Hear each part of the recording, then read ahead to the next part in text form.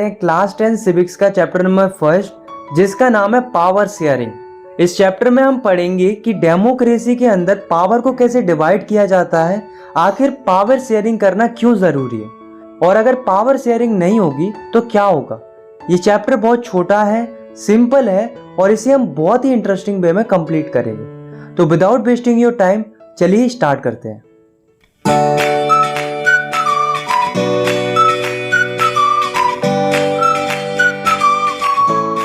हमारे चैप्टर की शुरुआत होती है दो देशों की कहानी से, बेल्जियम और श्रीलंका से। तो सबसे पहले शुरुआत करते हैं बेल्जियम की स्टोरी से। तो ये है बेल्जियम। बेल्जियम एक यूरोप का छोटा सा देश है। इसके जो बॉर्डर है वो France, Netherlands, Germany and Luxembourg से कनेक्टेड है। दोस्तों, अगर हम इसके एरिया की बात करें तो ये उतना ही छोटा है जितना कि इंडिया का हरियाणा स्टेट है, लगभग उतने ही साइज का है। और अगर हम पॉपुलेशन की बात करें तो बेल्जियम में लगभग 1 करोड़ लोग रहते हैं। अब आप इस मैप को देखो, ये जो ऊपर का एरिया है वो है फ्लामिश रीजन। इसमें 59% लोग रहते थे जो कि डच भाषा बोलते थे। और ये जो नीचे का रीजन है वो है वलोनिया रीजन, जिसमें 40% लोग रहते थे जो कि फ्रांस लैंग्वेज बोलते थे। और जो बचे हुए 1% लोग थे वो जर्मन लैंग्वेज बोलते थे। अब आप जो छोटा सा एरिया देख रहे हो वो है ब्रुसेल, जो कि बेल्जियम की कैपिटल है। इसमें कंडीशन अलग थी। इसमें क्या था कि जो 80% लोग थे वो फ्रांस लैंग्वेज बोलते थे और जो 20% लोग थे वो डच लैंग्वेज बोलते थे। तो यहाँ से हमें क्या पता चला कि जो कंट्री थी उसमें मेजॉरिटी डच स्पीकिंग लोगों की ज़्यादा थी और जो कैपिटल थी उसमें मेजॉरिटी फ्रांस स्पीकिंग लोगों की ज़्यादा थी, मतलब उल्टा था। अब हुआ क्या कि इन दोनों कम्युनिटीज़ के बीच में बहुत ज़्यादा टेंशन बढ़ने लगा। अब टेंशन क्यों बढ़ने लगा, इसके दो कारण थे। पहला कि जो फ्रांस स्पीकिंग कम्युनिटी थी वो रिलेटिवली ज़्यादा रिच और पावरफुल थी डच स्पीकिंग कम्युनिटी से, जिस वजह से France speaking community Dutch speaking community को सप्रेस कर रही थी। दूसरा कि जो डच स्पीकिंग कम्युनिटी थी उसको इकोनॉमिकल डेवलपमेंट एंड एजुकेशन का लाभ बहुत देरी से मिलता था।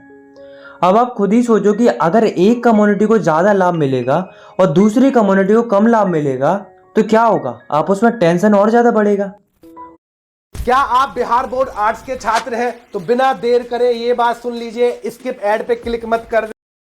और ऐसा हुआ भी। 1950 से लेकर 1960 तक बेल्जियम में दोनों कम्युनिटी के बीच में टेंशन बहुत ज्यादा बढ़ने लगा और जो कैपिटल थी ब्रुसेल उसमें कंडीशन और भी ज्यादा कॉम्प्लेक्स होने लगी।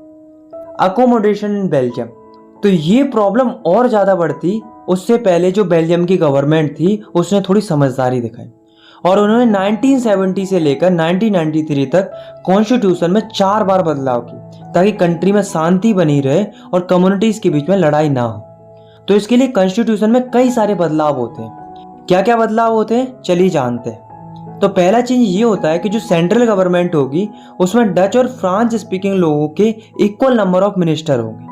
दूसरा चीज ये होता है कि अगर कोई स्पेशल लॉ पास करना है तो वो दोनों ग्रुप्स की सहमति से ही पास होगा, किसी एक ग्रुप की मर्जी से वो पास नहीं होगा। तीसरा चीज ये होता है कि बहुत सी सेंट्रल गवर्नमेंट की पावर्स स्टेट गवर्नमेंट्स को भी दे दी जाती हैं और स्टेट गवर्नमेंट इंडिपेंडेंटली अपना काम कर सकती हैं, सेंट्रल गवर्नमेंट का उसमें कोई रोल नहीं रहेगा। फोर्थ चेंज था कि जो कैपिटल थी बेल्जियम की ब्रुसेल, उसमें एक अलग से गवर्नमेंट बनाई गई जिसमें दोनों कम्युनिटी के इक्वल रिप्रेजेंटेटिव रहेंगे। फिफ्थ चेंज था कि इन्होंने इन सब के अलावा एक और तरीके की गवर्नमेंट बनाई जिसे कम्युनिटी गवर्नमेंट बोला जाता है।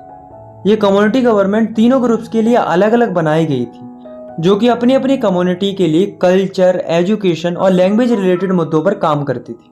तो बेसिकली अगर हम सिंपल तरीके से देखें तो बेल्जियम में 3 तरीके की गवर्नमेंट फॉर्म होती है, सेंट्रल गवर्नमेंट, स्टेट गवर्नमेंट और कम्युनिटी गवर्नमेंट। तो ये जो मॉडल था गवर्नमेंट का वो थोड़ा कॉम्प्लेक्स था, पर वो इतना अच्छा था कि इसके बाद बेल्जियम के अंदर जो दोनों कम्युनिटी थी उनके बीच में शांति बनी रहती है और सारे लोग खुशी खुशी रहने लगते हैं। इतने अच्छे सिस्टम को देखकर बेल्जियम के कैपिटल ब्रुसेल को यूरोपियन यूनियन का हेडक्वार्टर बनाने के लिए चुना जाता है।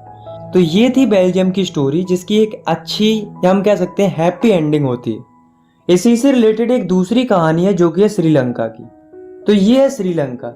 ये एक आइलैंड नेशन है जो कि चारों तरफ से पानी से घिरा हुआ है। अगर हम इसकी पॉपुलेशन की बात करें तो इसमें लगभग 2 करोड़ लोग रहते हैं। हाँ, लगभग उतने ही जितनी हरियाणा की पॉपुलेशन है। श्रीलंका की कैपिटल है कोलंबो। अब हम देखते हैं इथनिक कंपोजिशन ऑफ श्रीलंका, मतलब श्रीलंका में किस किस तरह के लोग रहते हैं।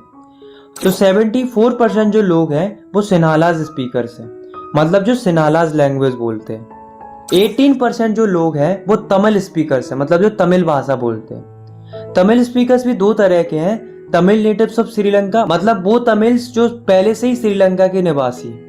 दूसरे इंडियन तमिल्स, मतलब ऐसे तमिल जो इंडिया के निवासी थे पर वे कई साल पहले श्रीलंका आ गए थे एज अ टी वर्कर और वे वहीं पर सेटल हो गए थे। और 7% जो लोग हैं वो क्रिश्चियन हैं, जो कि सिन्हालाज और तमिल्स दोनों ही भाषा बोलते हैं। जो सिन्हालाज स्पीकर्स हैं वो बुद्धिस्ट हैं, मतलब बुद्धिज्म को सपोर्ट करते हैं। और जो तमिल हैं वो हिंदू भी हैं और मुस्लिम भी हैं। मेजोरिटेरियनिज्म इन श्रीलंका। अब दोस्तों श्रीलंका में क्या हुआ कि जो वहां की गवर्नमेंट थी वो मेजोरिटी को यानी कि सिन्हालाज को सपोर्ट करने लगी, उनके हिसाब से नियम बनाने लगी। तो क्या किया गवर्नमेंट ने, देखो फर्स्ट 1956 में उन्होंने एक एक्ट पास किया जिसमें उन्होंने सिन्हालाज को श्रीलंका की ऑफिशियल लैंग्वेज घोषित कर दिया। सेकंड, गवर्नमेंट क्या करने लगी कि जो सिन्हालाज स्पीकर्स थे उनको फेवर करने लगी जॉब्स और एडमिशंस में। मतलब अगर दो कैंडिडेट ने सेम जॉब के लिए अप्लाई किया है तो उसमें से जो सिन्हालाज वाला होगा उसको वो जॉब मिल जाएगी, तमिल वाले को नहीं मिलेगी। तो देख रहे हो डिस्क्रिमिनेशन होने लगा था। थर्ड, जो श्रीलंका की गवर्नमेंट थी वो धर्म के आधार पर भी भेदभाव करने लगी थी। श्रीलंकन गवर्नमेंट ने ऐसे कई सारे नियम बना दिए थे जो बुद्धिज्म को सपोर्ट करते थे और बुद्धिज्म को बढ़ावा देते थे, बाकी रिलीजन्स को इग्नोर किया जा रहा था। तो ये तीनों पॉइंट्स को देखने के बाद हमें ये तो पता चल गया कि श्रीलंका में गवर्नमेंट सिन्हालाज को सपोर्ट कर रही थी, उनकी लैंग्वेज, कल्चर, रिलीजन सबको प्रमोट किया जा रहा था। वहीं दूसरी ओर तमिल्स के साथ डिस्क्रिमिनेशन हो रहा था, उन्हें इग्नोर किया जा रहा था।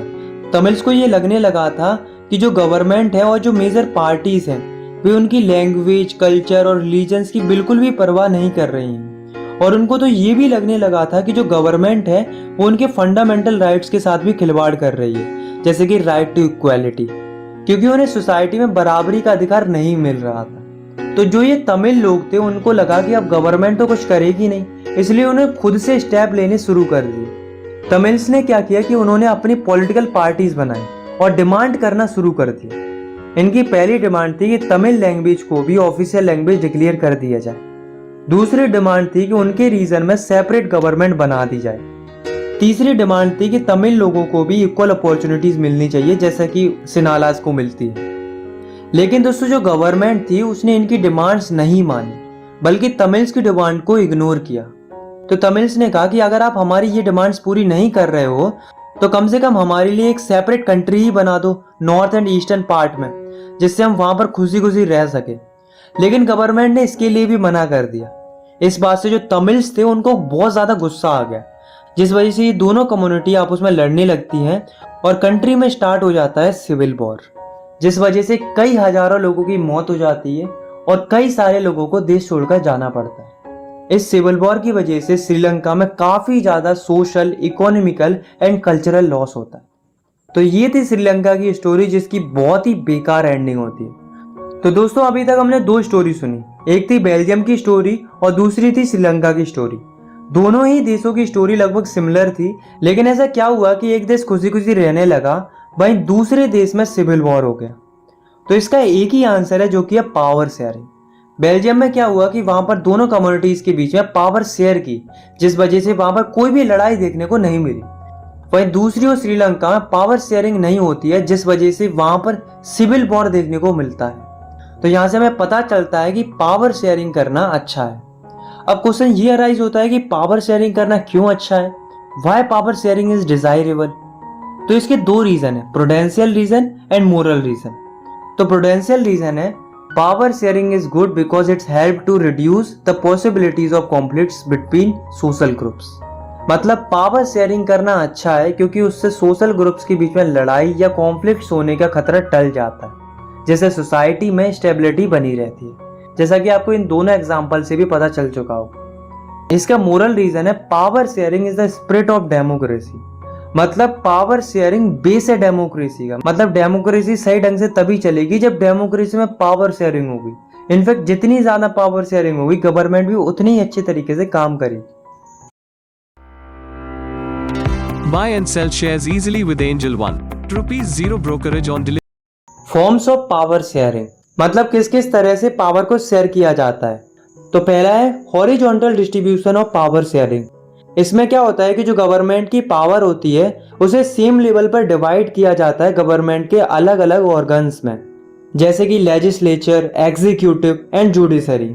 इन तीनों ऑर्गन्स में कोई छोटा बड़ा नहीं होता, इनके पास पावर बराबर रहती है, लेकिन इनके काम अलग अलग होते हैं। ये तीनों ऑर्गन्स आपस में एक दूसरे पर नजर रखते हैं और चेक करते रहते हैं हर एक ऑर्गन को, ताकि ये इंश्योर किया जाए कि कोई एक ऑर्गन ही अनलिमिटेड पावर्स का इस्तेमाल नहीं कर रहा है।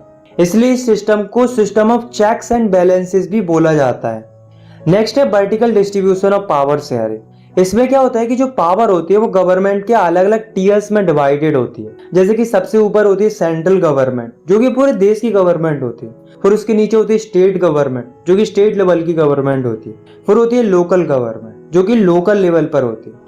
इसमें क्या होता है कि जो सेंट्रल गवर्नमेंट होती है वो अपनी पावर स्टेट गवर्नमेंट के साथ शेयर करती है, और जो स्टेट गवर्नमेंट होती है वो अपनी पावर लोकल गवर्नमेंट के साथ शेयर करती है। मतलब अलग अलग लेवल्स पर पावर शेयरिंग होती है। क्योंकि ये पावर शेयरिंग वर्टिकल तरीके से होती है, इसलिए इसको vertical distribution of power sharing बोला जाता है, और इसको फेडरल गवर्नमेंट भी बोला जाता है। इसके बारे में हम डिटेल में नेक्स्ट चैप्टर में भी पढ़ेंगे। थर्ड फॉर्म है power sharing among different social groups. इसमें क्या होता है कि जो पावर होती है वो अलग अलग सोशल ग्रुप्स के बीच में डिस्ट्रीब्यूट की जाती है। जैसे कि आपने बेल्जियम वाले केस में भी देखा था कि जो कम्युनिटी गवर्नमेंट जो फॉर्म होती है वहां पर, वो भी इसी का एग्जाम्पल थी। सिमिलरली इंडिया में भी जो रिजर्वेशन का सिस्टम चलता है वो भी इसी का कंसेप्ट है। आपने देखा होगा कि इंडिया के अंदर बीकर सेक्शन को, जैसे कि SC, ST, OBC, इनको रिजर्वेशन मिलता है कॉन्स्टिट्यूएंसी के अंदर, जैसा कि हमने 9th क्लास में भी पढ़ा था। तो ये जो पावर शेयर की जाती है अलग अलग सोशल ग्रुप्स के बीच में, इसी को बोला जाता है power sharing among different social groups. Last है power sharing among different political parties and pressure groups. इसमें क्या होता है कि जो पावर होती है उसे अलग अलग पॉलिटिकल पार्टीज में, अलग अलग प्रेशर ग्रुप्स में शेयर किया जाता है। ये क्या करते हैं, ये गवर्नमेंट को प्रेशराइज करते हैं ताकि उनकी पॉलिसीज इंप्लीमेंट हो। इनफैक्ट इंडिया में भी आपको कई सारे ग्रुप्स देखने को मिलेंगे, जैसे कि ट्रेड यूनियन है, स्टूडेंट यूनियन है, बिजनेस यूनियन है। इनके अलावा अलग अलग इंटरेस्ट ग्रुप्स भी होते हैं। तो ये क्या करते हैं, ये गवर्नमेंट को प्रेशराइज करते हैं अपनी पॉलिसीज को इम्प्लीमेंट कराने के लिए और डिसीजन मेकिंग में। तो ये था हमारा लास्ट टॉपिक। आई होप आपको ये वीडियो पसंद आई होगी। अगर आपको ये वीडियो पसंद आई तो आप इस वीडियो को लाइक कर सकते हैं।